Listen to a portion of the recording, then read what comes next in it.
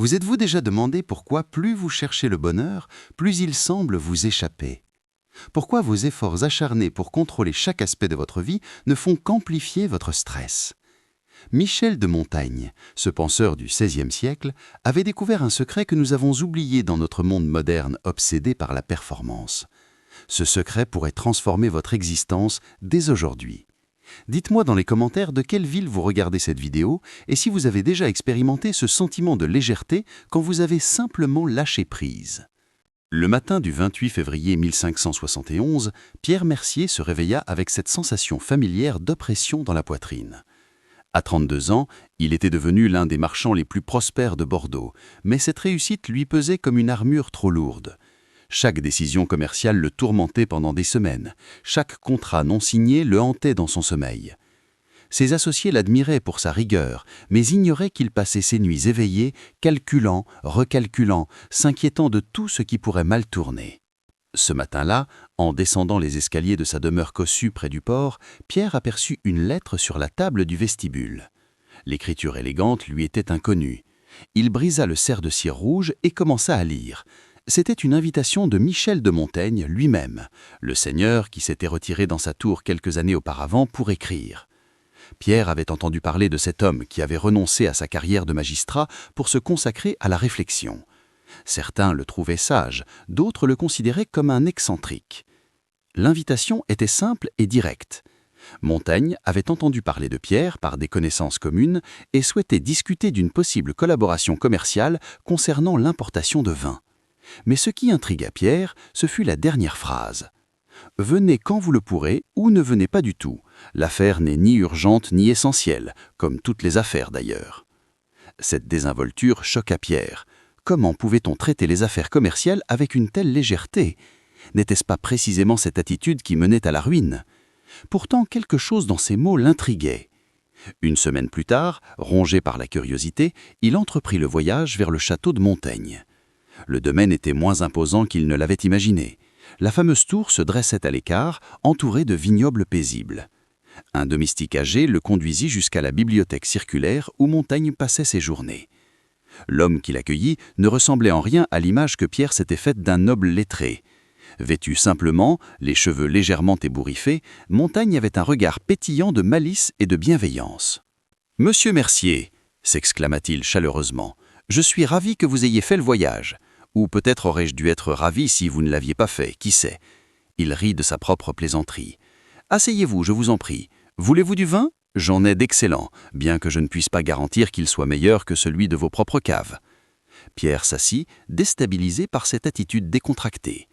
Ils parlèrent affaires pendant quelques minutes seulement avant que Montaigne ne s'interrompe brusquement. « Pardonnez-moi, dit-il, mais je vois dans vos yeux une fatigue qui n'a rien à voir avec le voyage. Vous portez le monde sur vos épaules, n'est-ce pas ?» Pierre fut tenté de nier, de maintenir cette façade de marchand prospère et maître de son destin.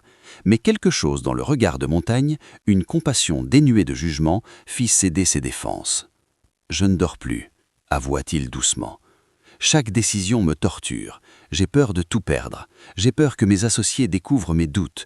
J'ai peur que ma réussite ne soit qu'une illusion prête à s'effondrer au moindre faux pas. » Montaigne hocha lentement la tête. « Et en vous souciant ainsi de tout, que gagnez-vous ?»« La sécurité, » répondit Pierre immédiatement. « Le contrôle, la prévoyance. » « Vraiment ?» Montaigne se leva et marcha vers la fenêtre qui donnait sur ses vignes. « Dites-moi, ces vignes que vous voyez là, croyez-vous qu'elles poussent mieux si je passe mes nuits à m'inquiéter pour elles? Si je calcule chaque goutte de pluie? Si je m'angoisse pour chaque changement de vent ?»« C'est différent, » protesta Pierre. « Les vignes n'ont pas besoin de vos décisions quotidiennes, mais mes affaires... » « Vos affaires sont exactement comme ces vignes, » l'interrompit doucement Montaigne. « Il leur besoin de quelques soins essentiels, certes, mais votre anxiété constante ne les fait pas prospérer davantage. Au contraire, elle vous épuise au point que vos décisions deviennent confuses, hâtives, dictées par la peur plutôt que par la sagesse. » Il retourna s'asseoir et versa du vin dans 2 coupes. « J'ai servi comme magistrat pendant 13 ans, 13 années durant lesquelles je me suis rongé les sangs pour chaque jugement, chaque responsabilité. Je croyais que mon inquiétude était la preuve de mon sérieux, de mon engagement. Puis un jour, j'ai compris quelque chose de fondamental.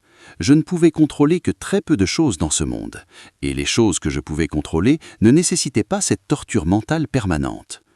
Pierre but une gorgée de vin, sentant ses épaules se détendre légèrement pour la première fois depuis des semaines.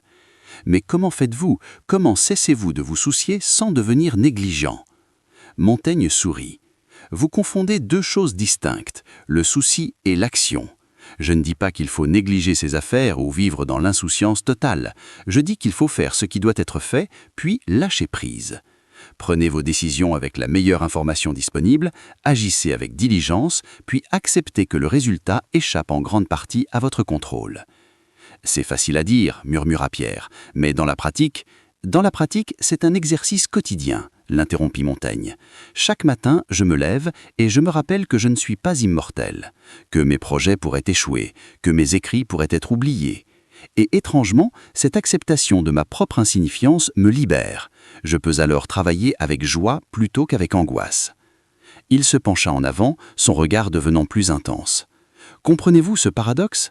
C'est quand j'ai accepté que mes écrits pouvaient être imparfaits que j'ai osé les explorer librement. C'est quand j'ai accepté que mes idées pouvaient être imparfaites que j'ai osé les explorer librement.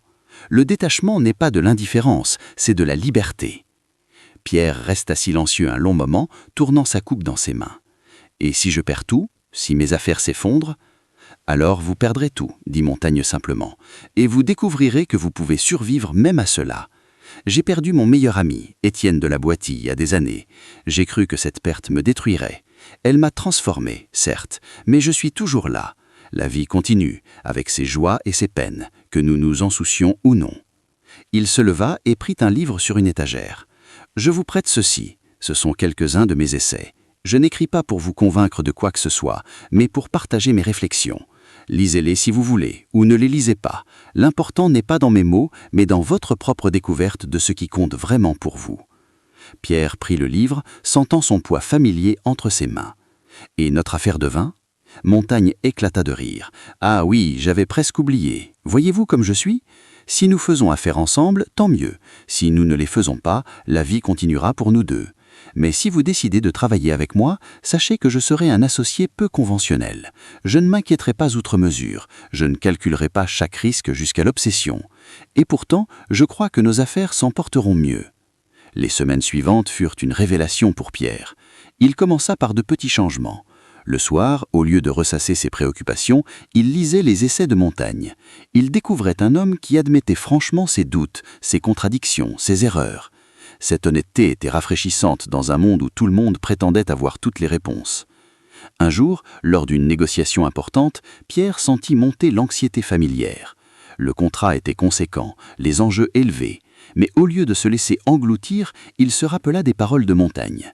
Il présenta son offre calmement, sans cette urgence désespérée qui avait caractérisé ses négociations précédentes. À sa grande surprise, le client remarqua son assurance tranquille et accepta des termes qu'il n'aurait jamais osé proposer auparavant. 3 mois plus tard, Pierre retourna au château. Montaigne l'accueillit avec la même chaleur décontractée. « Alors, comment va notre marchand tourmenté ?» demanda-t-il avec un sourire complice.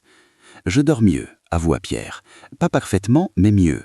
Et mes affaires prospèrent davantage que jamais. Je ne comprends pas comment c'est possible. » Montaigne hocha de sa tête, satisfait. « C'est parce que vous prenez maintenant de meilleures décisions. Quand l'esprit n'est plus encombré par l'anxiété constante, il voit plus clairement. Vous êtes plus créatif, plus audacieux, plus présent dans vos interactions. Les gens le sentent et ils vous font davantage confiance. » « Mais j'ai encore des moments de doute, admit Pierre, des nuits où les vieilles peurs reviennent. »« Et elles reviendront toujours, dit Montaigne doucement.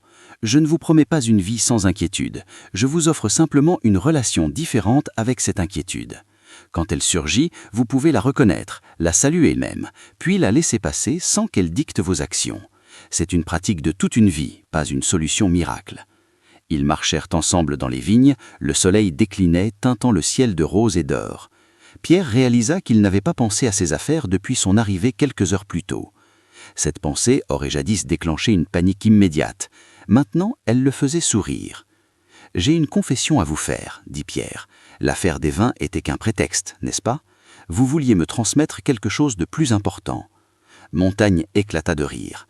Peut-être, ou peut-être que l'affaire des vins était réelle, et que la leçon n'était qu'un heureux accident. Qui peut vraiment dire où commence l'intention et où finit le hasard? C'est encore une de ces choses dont il vaut mieux ne pas trop se soucier. Avant de partir, Pierre posa une dernière question. « Comment puis-je transmettre cela à d'autres ? Mon fils grandit, et je vois déjà en lui cette même tendance à se tourmenter pour tout. » Montaigne posa une main sur l'épaule de Pierre. « Vivez simplement selon ses principes.